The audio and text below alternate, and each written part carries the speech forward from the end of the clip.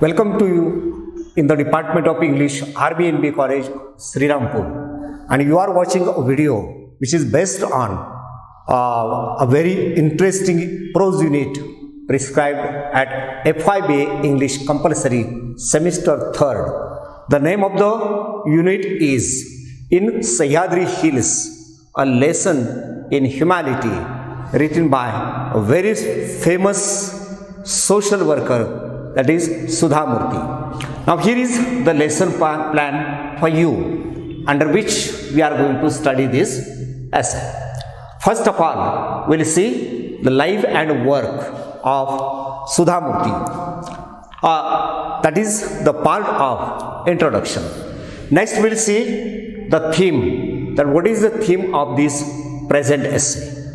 The third one is, it describes the hobby and social work of Sudha Murthy.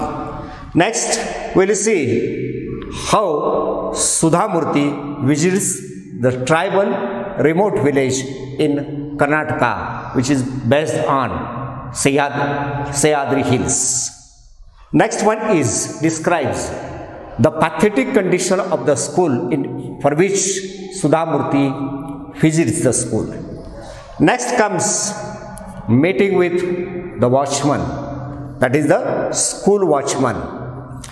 Next point is about Sudha Murthy's meeting with Thandappa, who is the leader of the tribe in that hilly area. Next is how she revisits the village with certain things for the students for that school. Next is, it is the conversation between the students of the tribal school and Sudha Murthy. The next point describes the generosity of the tribe, and the last part is the conclusion. Now I come to the first point, that is introduction, in which we are going to know about life and work of Sudha Murthy. Sudha Murthy is an Indian social worker and writer.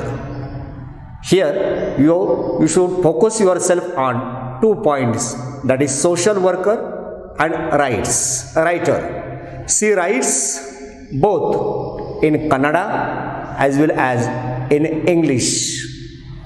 Her social work covers the different sectors like healthcare, education, empowerment of women, public hygiene, art and culture. By profession, she is a computer scientist and as an engineer. She is the chairperson of the Infosys Foundation and member of Public Healthcare Initiatives of the GATE Foundation. Her contribution in setting up the orphanages in the community, the computer lab, the laboratories, especially in the rural areas of in Karnataka, is highly appreciable. She has set up near about 50,000 libraries in rural areas. She is a pioneer of computer education in schools in Karnataka.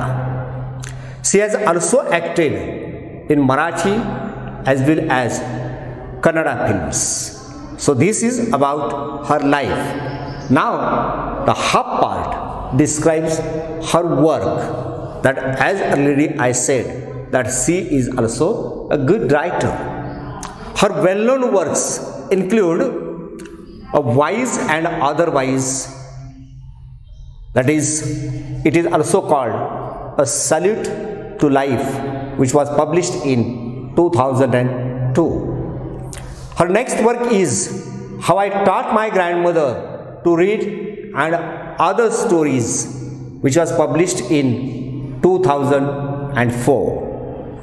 Next work is The Old Man and His God, that is Discovering the Spirit of India, which was published in 2006.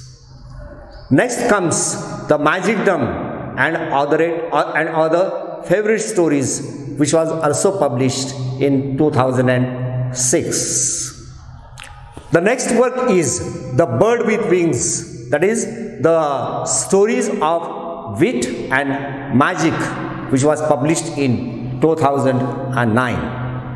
The Day I Stopped Drinking Milk, that is the life stories from here and there, which was published in 2012. And Grandma's Backstories, which was published in 2012. So these are the books on her credit. So here the first point ends, that is life and work or introduction about Sudha Murthy. Now I come to the next point, the second point, that is theme. What is the theme of the present story or the present essay? The story has taken from a wise and otherwise or a salute to life. It is a heart-touching account of Sudha Murthy's interactions with the tribal people in the dense forest of Karnataka. It tells the vision of the tribal students and tribal parents and their desire to join the computer revolution in India is the main theme of this story. It also throws light on the nature and culture of the tribal people in India. Now here it is the theme of the story. Here the second point is over, and I come to the third point that describes the story, because the story is described with first person narration. So Sudha Murthy tells her hobbies and interests at the beginning of this story. So the third point is hobby and social work. How here Sudha Murthy is interested in the we can say hobby, which is related to her social work. See, at the very beginning of this story, she says that she is fond of traveling, and she travels in and outside the country. She visits the tiny villages, drought-hit areas, deserted mountain tops, dense forest, or the we can say these places are her chief attractions. Now here she is going to tell about one particular incident, and so she says once she travels to a very remote tribal village in the forest of Sahyadri hills in Karnataka. She wants to visit here the primary schools of the village and how it is going on. On behalf of a charitable trust, she wants to improve the facilities in these primary schools, and so she wants to reach at the school and examine the condition of the school herself. The route to reach at the school goes through a deep and thick forest. So it describes that what are the hobbies and interests in social work of Sudha Murthy. Next point is about journey to the tribal school, because she is going to visit the tribal school in a hilly area, especially in the dense forest. For a long walk, because as I said that the way to reach that school, we have to go through the deep forest. There is no, we can say, tar road to reach at the school, so she can't drive it up to the school. She has to go through the forest, a deep forest. Okay, so a long walk. Actually, it is a rainy season, and you know the difficulties, how it becomes difficult to walk in the forest, especially in the rainy season. Actually, it is a great, we can say, adventure itself. It has been dazzling the whole day. That means rain falling throughout the day, and she has to face some minor threats like blood-sucking leeches, but she wants to reap the happiness of this journey. She didn't care about the barriers in her way. She is firm on her decision. She is excited with the we can say mild smell of the trees and shrubs and flowers, the chirping of the birds, and the gentle whistle of, we can say, unpolluted breeze or unpolluted air. The natural beauty as well as the atmosphere make her think that she is on different planet, because she is going to visit such a place for the first time. So she feels it, how beautiful place it is. It is just like the heaven. She thinks herself that she is not on earth, she is on a different planet, we can say. On the way, she come across the tribal men and women on her way. Instead of communicating, they only stare at her. Nobody is interested to talk with her, because for them she is just a stranger. And maybe the language, maybe the barriers between the tribal people and Sudha Murthy. So she doesn't know how to reach the primary school. So first of all, she come across a lady who was carrying the 3 pots on her head, and she was walking very fast, keeping the balance of the 3 pots on her head.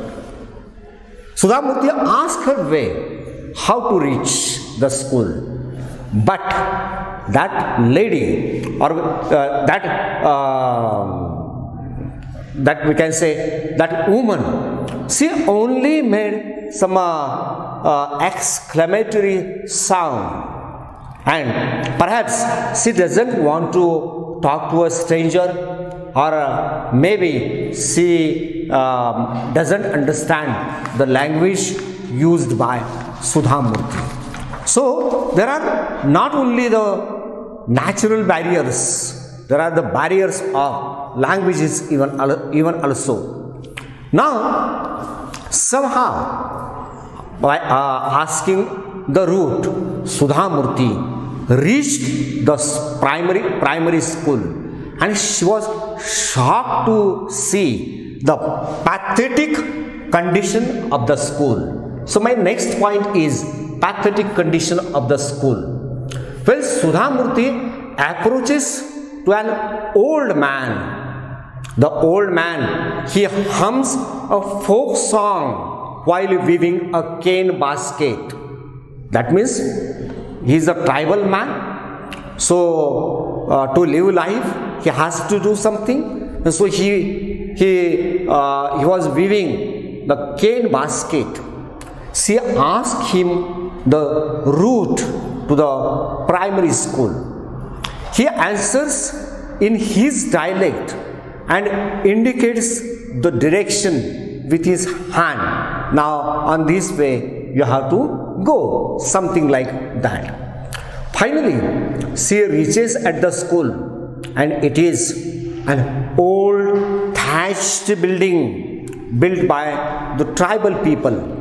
Few children play outside while others do something with the leaves and straws under the shade like shelter.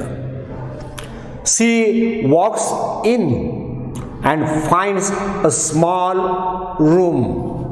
It approaches to be, or it appears to be a office.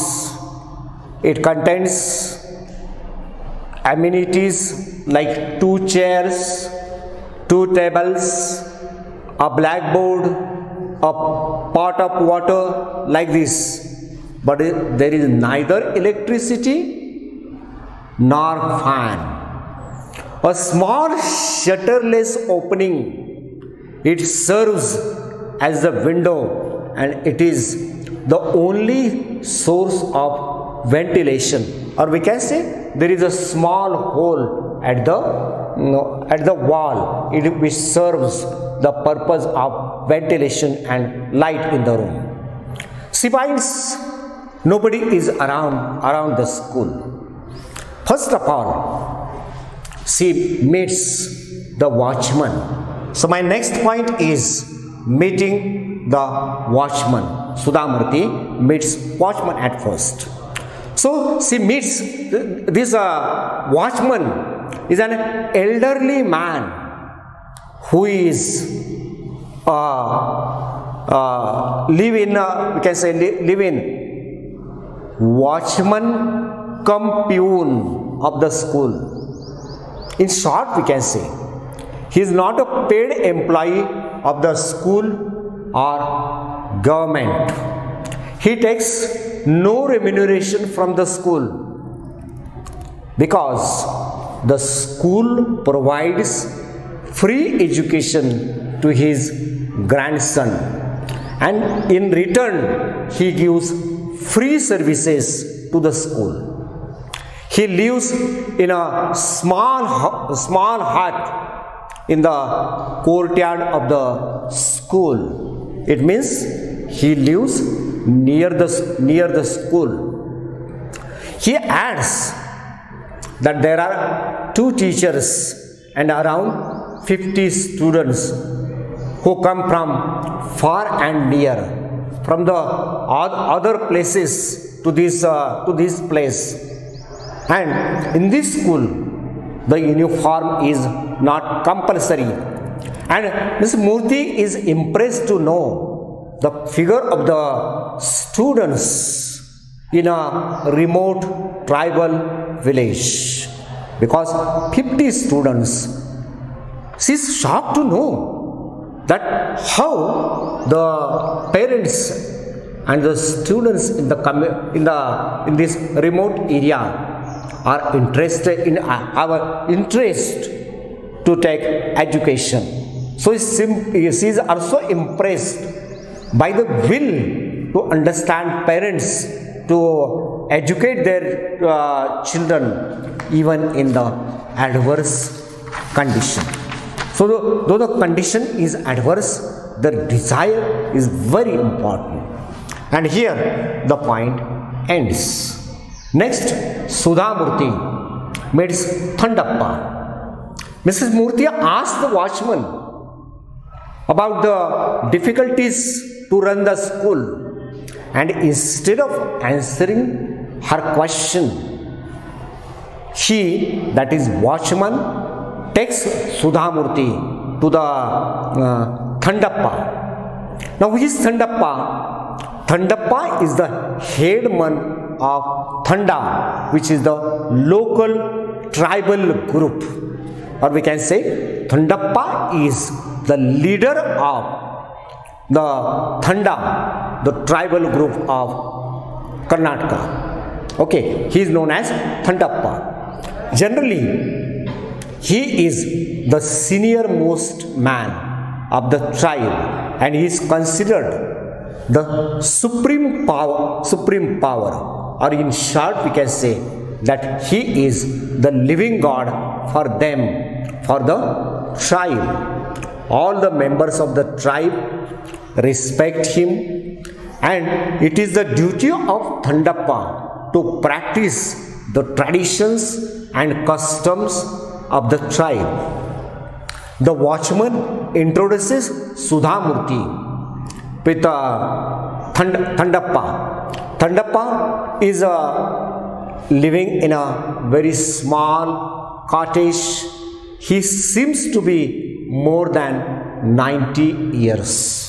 Means he looks like that he has crossed 90 years of his life, or 90 years old. He is very happy to see that some stranger, some lady from urban area wants to visit our school. So he is proud of it. Then Sudha Murthy asked him about the problems to run the school, and Thandappa says there are a lot of problems, but the main problem occurs in the rainy season, because in the rainy season for some time, a whole day, there is a dazzling, and the clothes of the students become wet due to the rain, because they don't have umbrellas or they don't have raincoats. That's why their clothes, their uniforms become wet, and it is very difficult to dry this uniform in this rainy seasons. So through it, Sudha Murthy understands the problems and practical requirements.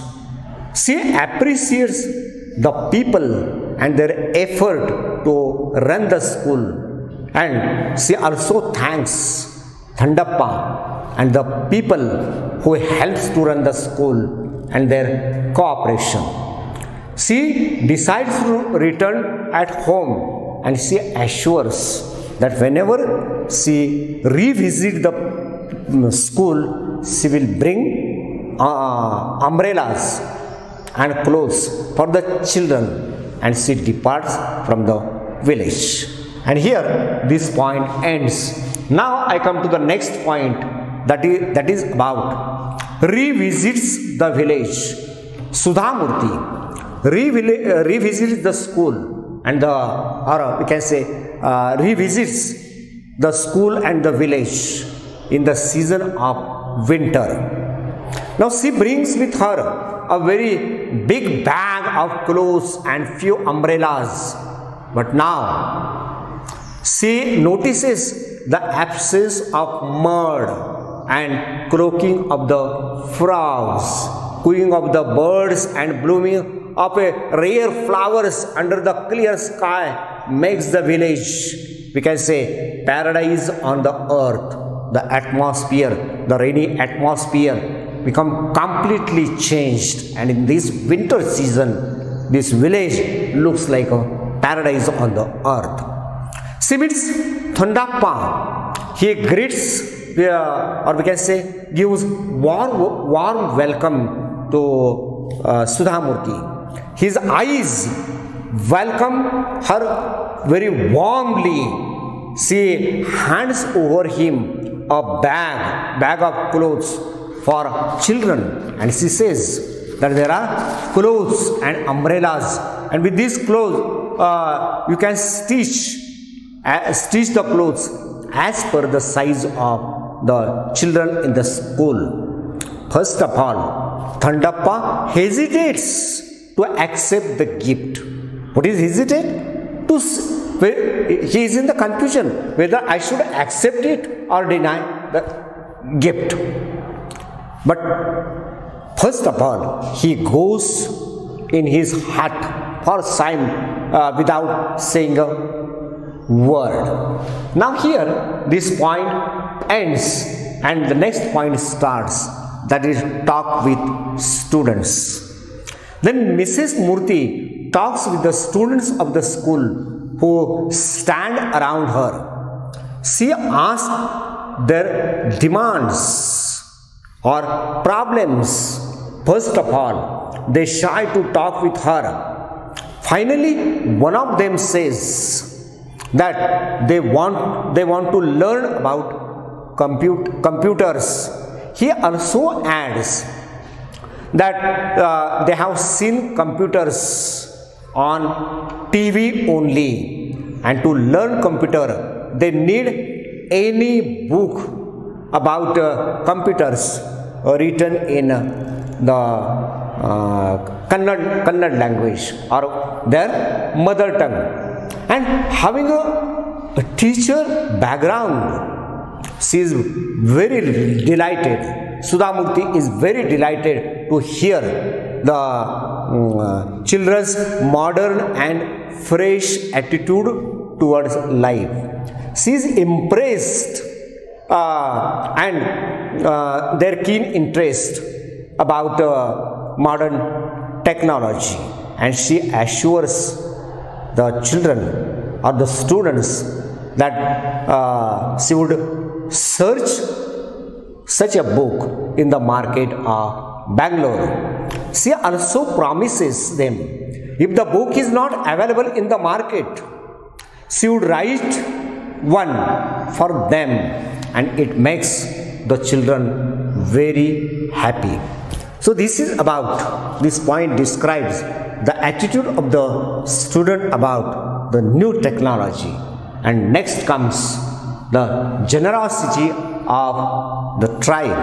How here Thandappa express the generosity. This Thandappa returns with a bottle of red liquid in his hands. He calls Sudha Murthy as Amma, okay, and offers the bottle to her.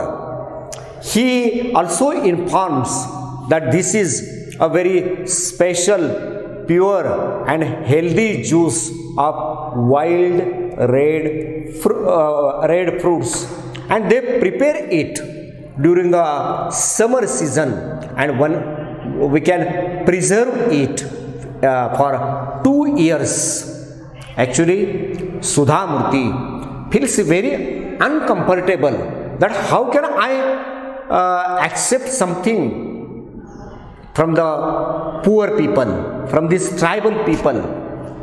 She thinks it is against my mission because she wants to give free service.